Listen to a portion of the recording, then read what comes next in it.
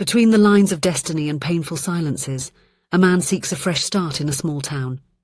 What he did not expect to find: traces of an unresolved past, a portrait staring at him with familiar eyes, and an apartment that holds more than empty walls. Some coincidences are doors slightly ajar by the universe. Hello, my friends. I am Linda, and this is Linda Love Stories. I hope you enjoy this story.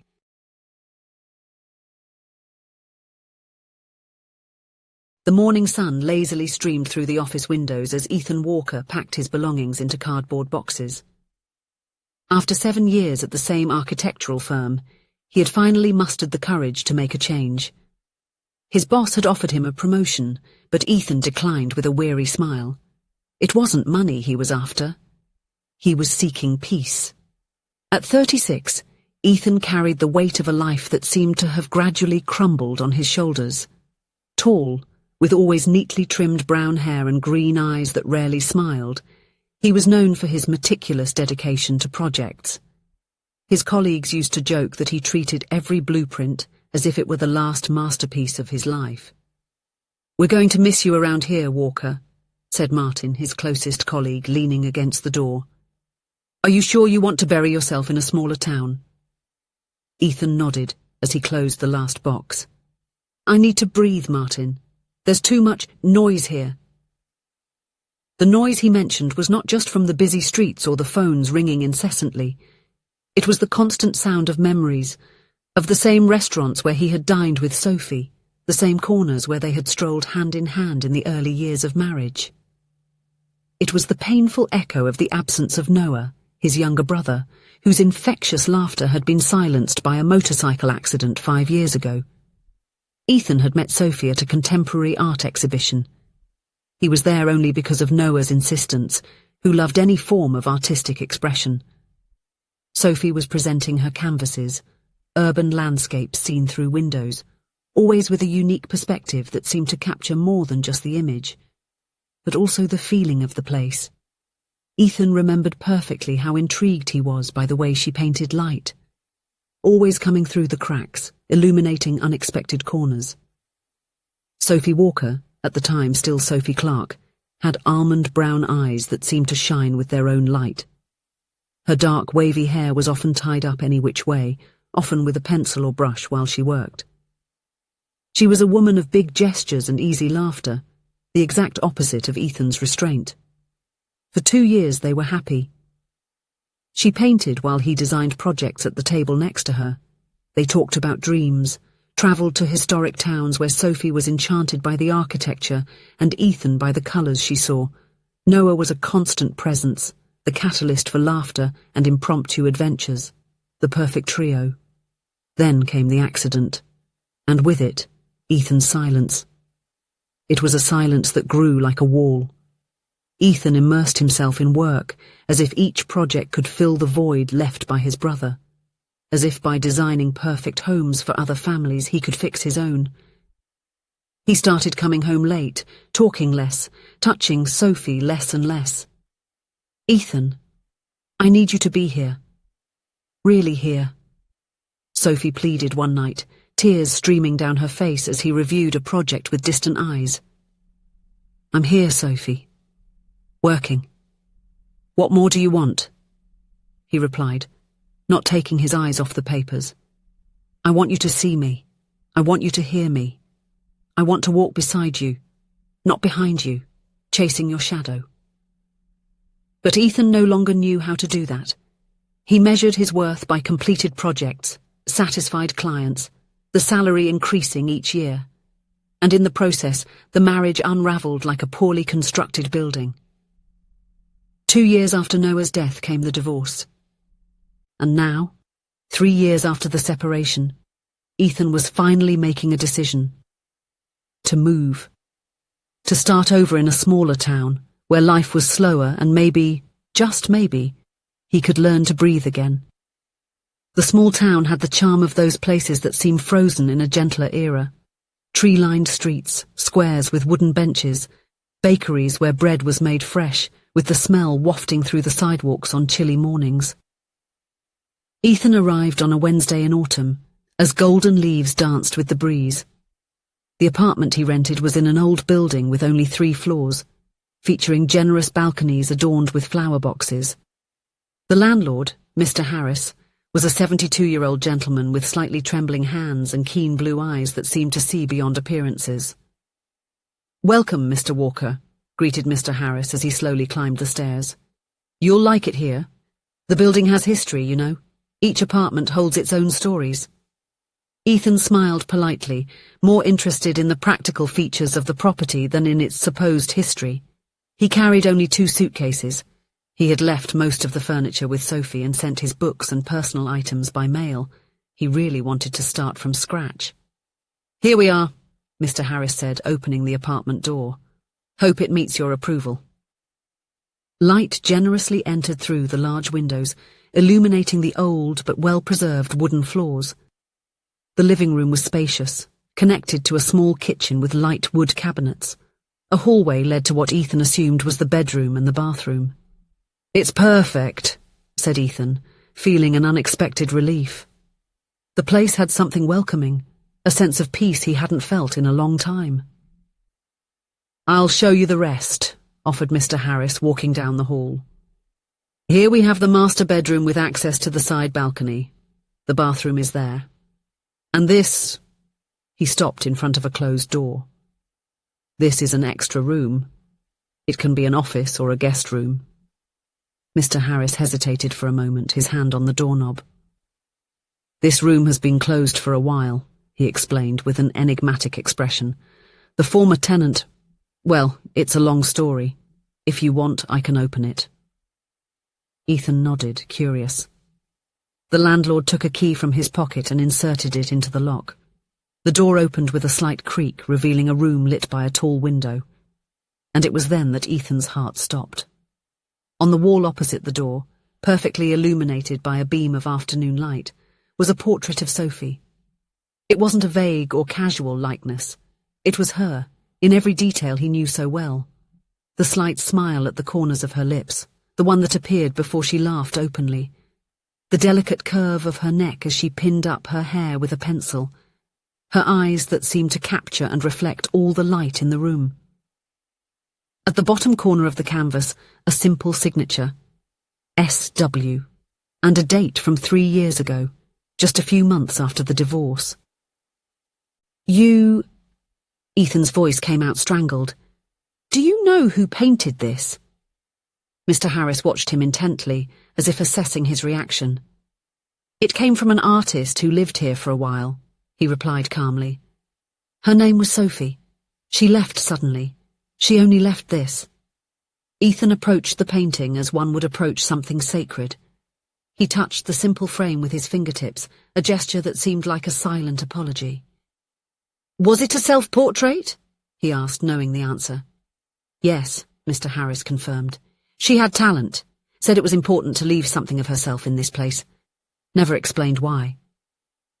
Ethan felt the air grow heavier, as if the apartment was suddenly filled with memories, with ancient breaths, with words never spoken.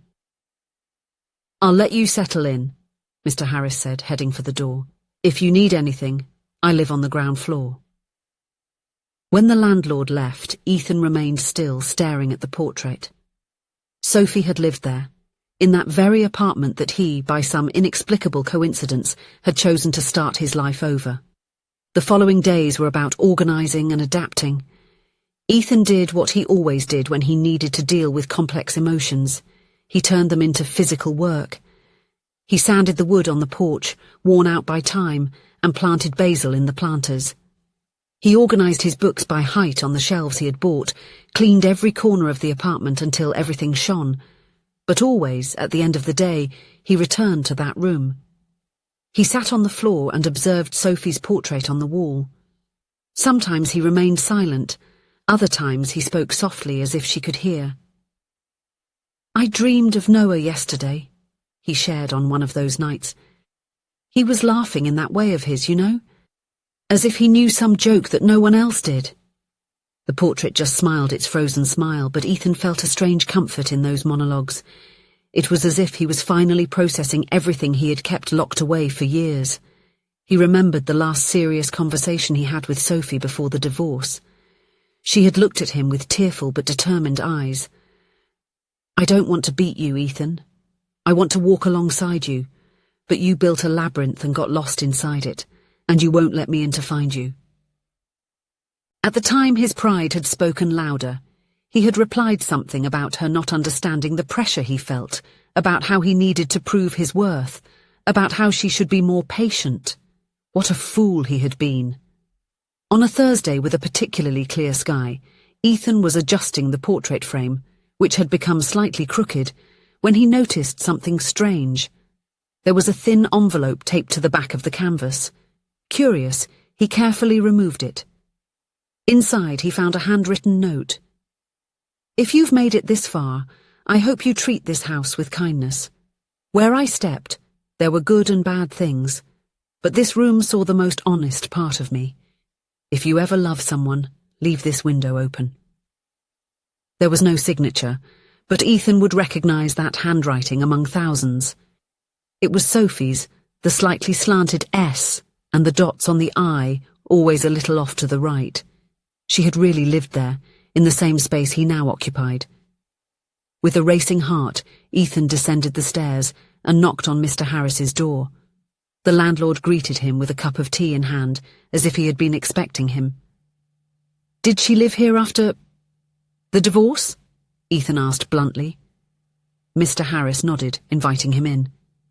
"She stayed a short time, maybe about 8 months," he explained, indicating an armchair for Ethan to sit.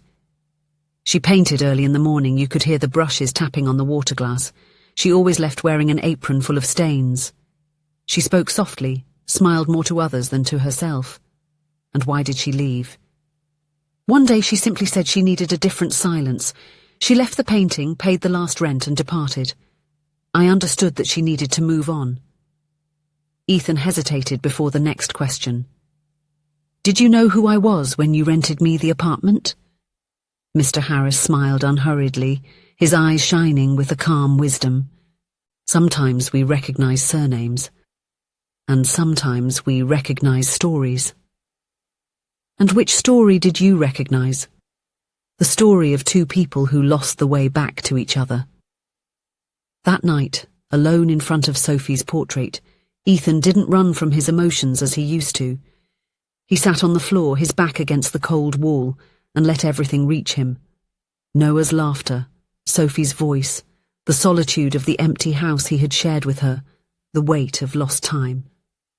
There was no prepared speech, just simple words that flowed like water from a long-repressed fountain. If there's still a way, show it. If it's too late, give me peace to accept it. Teach me to love right, not in my constricted way, but in a way that heals. These were words whispered to no one in particular, and yet to someone greater than himself.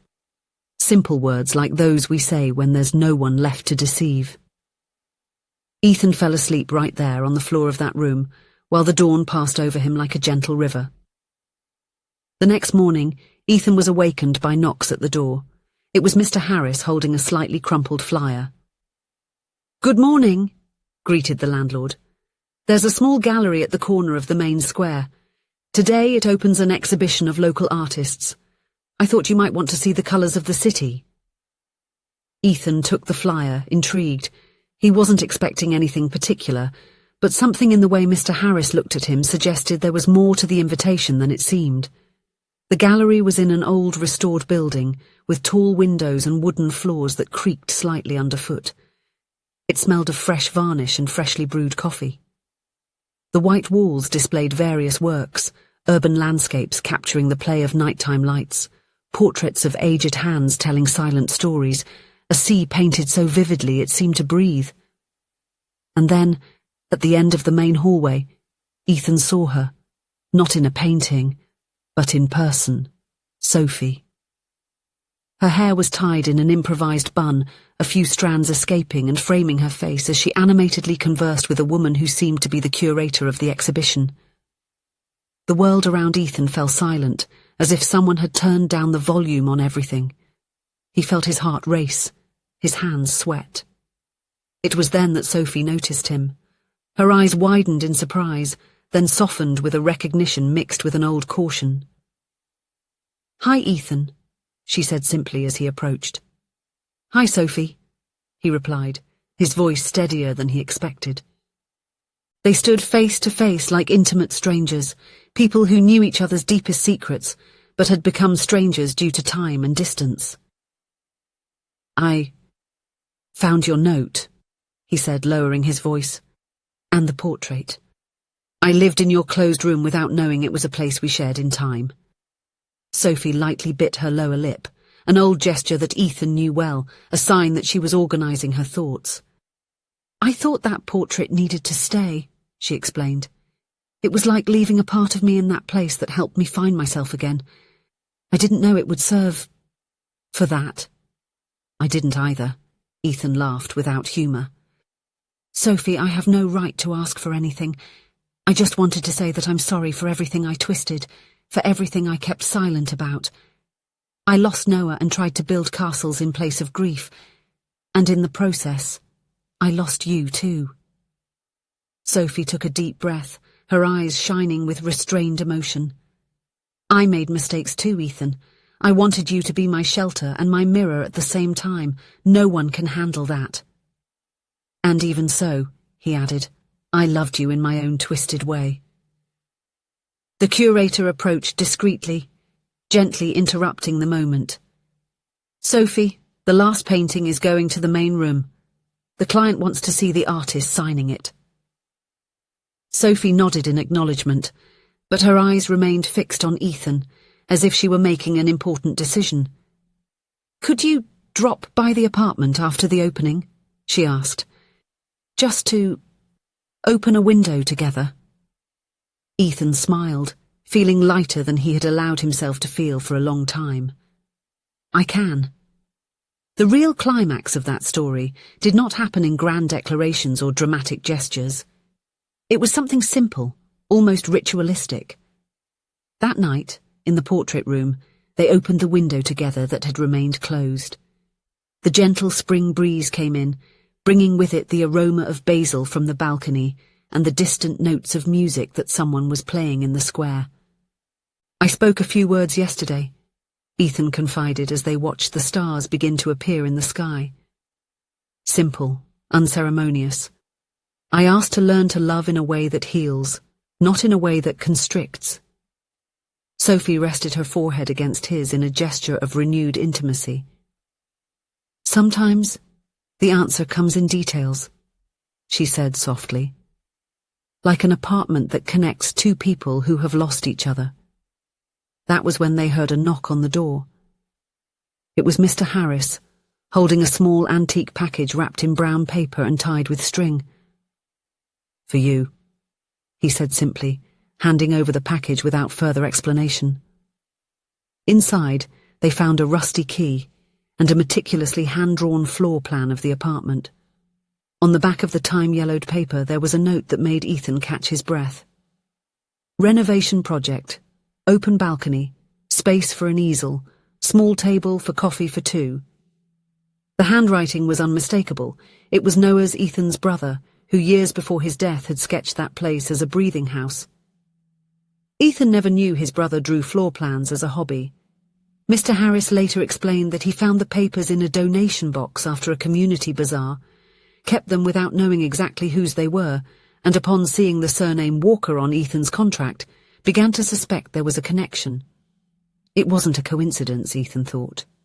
There was an invisible and patient line sewing all those events together. The locked room, the portrait on the wall, the hidden note, the exhibition at the gallery, the floor plan drawn by Noah.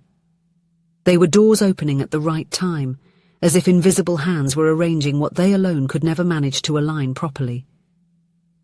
A few months later, the balcony of the apartment had gained new colours.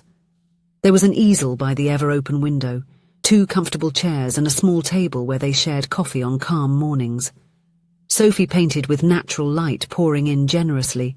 Ethan sketched garden designs for houses in the area, and at night watered the basil that thrived in the planters. They didn't promise each other a perfect life. They promised kindness, to each other and to themselves. They promised space to grow and the patience to wait. They promised to listen more and assume less. And on days when things seemed tough, they looked at the rusty key and Noah's drawing, framed on the living room wall, a silent reminder that love, to last, needs air, space to breathe. Some houses are more than just addresses. They are discreet answers to questions we didn't even know we were asking.